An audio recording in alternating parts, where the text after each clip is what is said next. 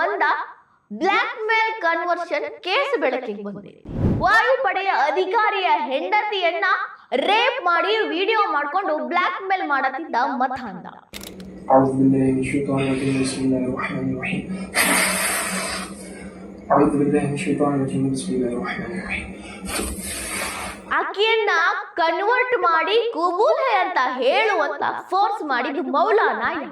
ಒಂದಲ್ಲ ಎರಡಲ್ಲ 4 ರಿಂದ 5 ಲಕ್ಷ ಆಕೆಯಿಂದ ಬ್ಲಾಕ್ ಮೇಲ್ ಮಾಡಿ ವಸೂಲಿ ಮಾಡಿದ್ದ. ಮತಾಂತರ, ಬ್ಲಾಕ್ ಮ್ಯಾಜಿಕ್, ಬ್ಲಾಕ್ ಮೇಲ್ ಇದೆಲ್ಲದ್ರ ಹಿಂದಿರೋ ಆ ಜಾಲ ಯಾವುದು? ಮತಾಂಧರಿಗೆ ನಿಮ್ಮ ಸ್ನೇಹ, ನಿಮ್ಮ ಪ್ರೀತಿ, ನೀವು ಯಾರು, ನೀವು ಅವ್ರಿಗೋಸ್ಕರ ಏನು ಉಪಕಾರ ಮಾಡಿರಿ, ಅವರನ್ನ ಯಾವ ರೀತಿ ಬದುಕ್ಸಿರಿ, ಉಳಿಸಿರಿ, ಅದ್ಯಾವುದು ಲೆಕ್ಕಕ್ಕೆ ಬರೋದಿಲ್ಲ. ಅವರ ಮೋಟಿವ್ ಇರೋದ ಮತಾಂಧತೆ ಮಾಡೋದು, ಅದನ್ನೇ ಮಾಡ್ತಾರೆ ಅವರು. ಅಂತ ಮನಸ್ಥಿತಿಗಳು ಬಹಳಷ್ಟು ಆಗ್ಯಾವ. ಅದು ಎಷ್ಟರ ಮಟ್ಟಿಗೆ ಮತಾಂಧ ಮನಸ್ಥಿತಿಗಳು ದೇಶದಾಗ ಜಾಗರೂಕ ಆಗ್ಯಾವ ಅಂದ್ರ ಎಲ್ಲ ಕಡೆ ಜಿಹಾದ್ ಕೇಳಿ ಬರಾಕತ್ತೈತಿ, ಸಾಕಷ್ಟು ಕಡೆ ಕನ್ವರ್ಷನ್ ಮಾಡೋದು ಕೇಳಿ ಬರಾಕತ್ತೈತಿ. ಅತ್ಯಾಚಾರ, ಬ್ಲ್ಯಾಕ್ ಮೇಲ್ ಈ ರೀತಿಯ ಕೇಸ್ಗಳು ದಿನಕ್ಕೆ ಒಂದಲ್ಲ 10 ರಂಗ ಬರಾಕತ್ತಾವ. ಅಂಥದ್ದೇ ಒಂದು ಕೇಸು ನಾಗಪುರದಾಗ ಬಯಲಿಗೆ ಬಂದೈತಿ. ಆ ಕೇಸ್ ಕೇಳಿದ್ರೆ ನಿಮಗೂ ಗಾಬರಿ ಆಗ್ತೈತ್ರಿ. ದೇಶ ಕಾಯುವಂತ ವಾಯುಪಡೆಯ ಅಧಿಕಾರಿ ಒಬ್ಬರ ಹೆಂಡತಿಯನ್ನ ಬ್ಲ್ಯಾಕ್ ಮೇಲ್ ಮಾಡಿ ಮತಾಂತರ ಮಾಡೋ ಹುನ್ನಾರ ಮಾಡ್ಯಾರ. ಈ ಸುದ್ದಿ ಈಗ ಬಹಳಷ್ಟು ಸಂಚಲನ ಸೃಷ್ಟಿ ಮಾಡತೈತಿ. ಆ ಅಧಿಕಾರಿಯ ಹೆಂಡತಿಯ ಸಹಪಾಠಿ ಅಂದ್ರ ಕಾಲೇಜು ಸ್ಕೂಲ್ ಒಳಗೆ ಕಲ್ತಂತ ಒಬ್ಬ ಆಯಾಜ್ ತಾಜ್ ಅನ್ನುವಂತ ವ್ಯಕ್ತಿ ಮತ್ತೊಂದ್ಸಲ ಕನೆಕ್ಟಿಗೆ ಬರ್ತಾನ. ನಾವು ಆ ಸ್ಕೂಲಲ್ಲಿ ಓದ್ತಾ ಇದ್ವಿ, ನಾವು ಆ ಕಾಲೇಜಲ್ಲಿ ಇದ್ವಿ ಅನ್ನೋ ಸಹಜವಾದ ಸಂಭಾಷಣೆ ಅವರಿಬ್ಬರ ನಡಬರಕ ನಡೆದೈತಿ. ಮಾತು ಎಲ್ಲಿವರೆಗೂ ಬಂದಿತ್ತು ಅಂದ್ರೆ ಆ ಹೆಣ್ಮಗಳೇನಿದ್ಲಲ್ಲ 24 ವರ್ಷದ ವಾಯುಪಡೆ ಅಧಿಕಾರಿಯ ಹೆಂಡತಿ, ಆಕೆ ಏನ್ ಮಾಡ್ಯಾಳ, ಒಂದು ಪ್ರಾಪರ್ಟಿ ಸೇಲ್ ಮಾಡೋದೈತಿ ಅಂತ ಆಯಾಜ್ಗ ಹೇಳಾಳ. ಆಯಾಜ್ ಪ್ರಾಪರ್ಟಿ ಮೇಲೂ ಕಣ್ಣು ಹಾಕ್ಯಾನ, ಹಂಗ ಅಕ್ಕಿ ಮೇಲೂ ಕಣ್ಣು ಹಾಕ್ಯಾನ. ಅದು ಯಾವ ರೇಂಜಿಗೆ ನೋಡ್ರಿ ಹೇಳ್ತನು. ಪ್ರಾಪರ್ಟಿ ಮಾರಿಸ್ತನು, ಇಲ್ಲಿ ಬಂದಾರು ಒಬ್ರು ಗ್ರಾಹಕರು ಬಾ ಅಂತ ಒಂದು ಹೋಟೆಲ್ ಕರೀತಾನ. ಹೋಟೆಲ್ಗೆ ಬಂದಕ್ಕಿಗೆ ಜ್ಯೂಸ್ ಕೊಡ್ತಾನ.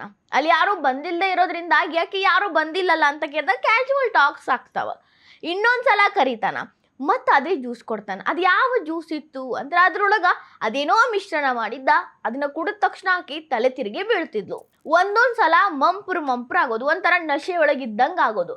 ಇದನ್ನ ಅವ ಅಡ್ವಾಂಟೇಜ್ ತಗೊಂಡ ಆಕಿನ ಒಂದು ರೂಮಿಗೆ ಕರ್ಕೊಂಡು ಹೋಗಿ ಅಲ್ಲಿ ಆಕಿ ಜೊತೆ ಜಬರ್ದಸ್ತಿ ಮಾಡಾಕತ್ತಿದ್ದ. ಅರಿವಾಗತ್ತೈತಕ್ಕಿಗೆ ಇವನ ಜೋಡಿ ತಪ್ಪು ಮಾಡಾಕತ್ತಾನೆ ಅಂತ. ಆಕಿ ಬೇಡ ಅಂದ್ರೂ ಕೂಡ ಅವ ಆಕಿಗೆ ಫೋರ್ಸ್ ಮಾಡಾಕತ್ತಿದ್ದ. ಏನೇನೋ ಕುಡ್ಸಿ ಆಕಿಗೆ ಮತ್ತೆ ಬರೋ ಹಂಗೆ ಮಾಡಿ ಆಕಿನ ಅತ್ಯಾಚಾರ ಮಾಡಿ ಅವಳ ಫೋಟೋಗಳನ್ನ ಕೆಟ್ಟ ರೀತಿಯಲ್ಲಿ ತಗೊಂಡು ಅದನ್ನೆಲ್ಲಾ ವಿಡಿಯೋ ಮಾಡಿಕೊಂಡು ಅವಳಿಗೆ ಬ್ಲ್ಯಾಕ್ ಮೇಲ್ ಮಾಡೋ ಹುನ್ನಾರ ಹೂಡಿದ್ದ. أعوذ بالله من الشيطان الرجيم بسم الله الرحمن الرحيم أعوذ بالله من الشيطان الرجيم بسم الله الرحمن الرحيم أعوذ بالله من الشيطان الرجيم أعوذ بالله من الشيطان الرجيم أعوذ بالله من الشيطان الرجيم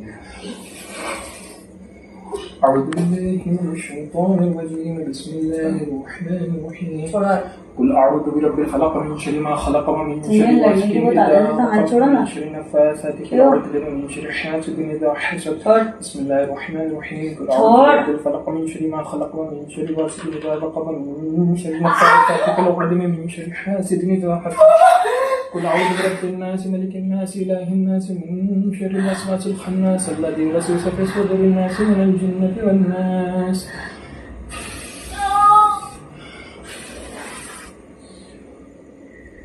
أفحسبتم أنما خلقناكم عبثا وأنكم إلينا ترجعون فتعالى الله الملك الحق لا إله إلا هو رب العرش العظيم ومن يدع مع الله إلها آخر لا برهان له به فإنما حسابه عند ربه إنه لا يفلح الكافرون.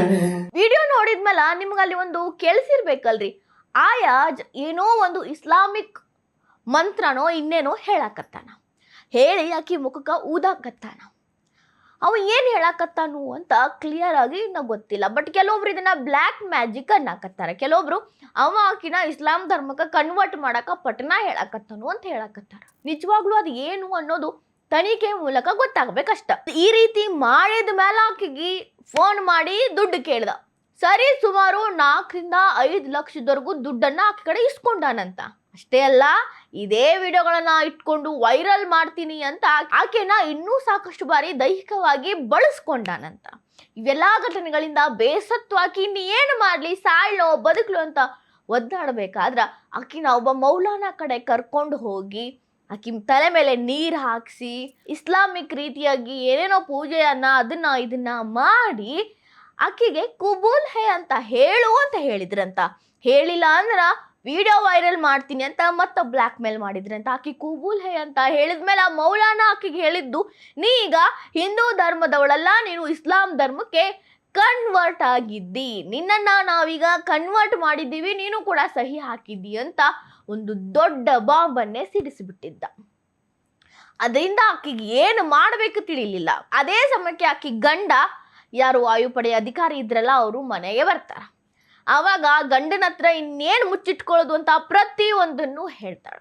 ಈ ರೀತಿ ಬ್ಲ್ಯಾಕ್ ಮೇಲ್ ಆಗಿದ್ದು, ಬ್ಲ್ಯಾಕ್ ಮ್ಯಾಜಿಕ್ ಮಾಡೋ ಪ್ರಯತ್ನ ಪಟ್ಟಿದ್ದು, ಆ ರೀತಿ ಈ ರೀತಿ ಎಲ್ಲವನ್ನು ಹೇಳಿದಾಗ ಅವರೇ ಮುಂದೆ ನಿಂತ್ಕೊಂಡು ಪೊಲೀಸ್ ಕಂಪ್ಲೇಂಟ್ ಕೊಡ್ತಾರ. ಅವಾಗಷ್ಟೇ ನೋಡ್ರಿ ಇವರ ಬಂಡವಾಳ ಬಯಲಿಗೆ ಬಂದಿದ್ದು.